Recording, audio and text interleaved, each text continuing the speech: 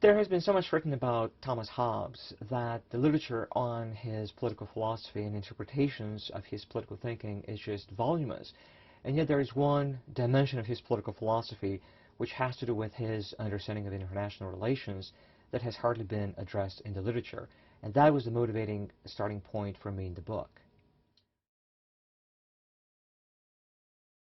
What became of interest to me is try to situate Hobbes the anarchist and what is really meant by Hobbesian anarchy.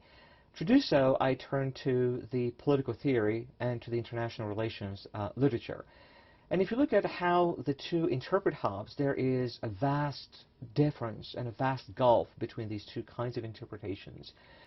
And these two ways of interpreting Hobbes were so diametrically opposed to each other that I felt that neither of them speaks to how we should really interpret Hobbes in a way that can help us understand Hobbes the anarchist. So it's a very new phenomenon, starting pretty much in the first decades of the 20th century, that we can speak of Hobbes as an international anarchist. The methodology is broadly a hybrid between using the contextualist method within political theory and the historiographical method in international relations.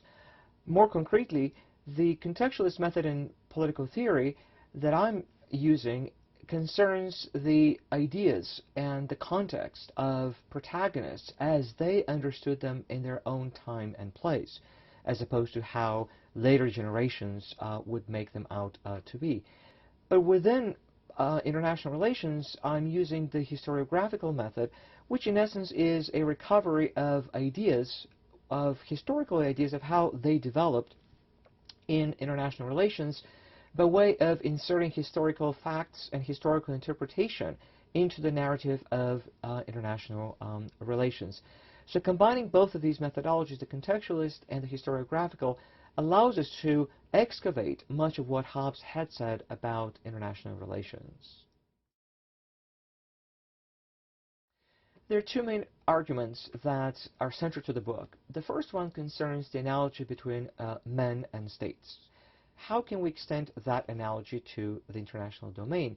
And Hobbes is quite clear that we can use the same logic of analogy, of reasoning, how states should interact in the same way as individuals, with certain limitations. One of those limitations is not to insist on the creation of a global Leviathan in the same way as we have the need to construct a domestic Leviathan. And that is the first major side of the argument, namely that men and states are in analogous relationship, yet with certain limitations, because the analogy is not complete. The second part of the argument is far more unsettling. The first moment that we create a sovereign is the moment we have created a new state of nature, and now states relate to each other in a way that individuals relate to each other in the state of nature.